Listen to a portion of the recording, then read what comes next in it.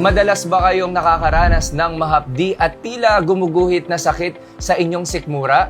Huwag ninyong baliwalahin ito dahil maaari itong maging senyales ng isang seryosong kondisyon gaya ng peptic ulcer disease o PUD. Ang katotohanan at mahahalagang detalye sa likod ng sakit na ito, ating aalamin.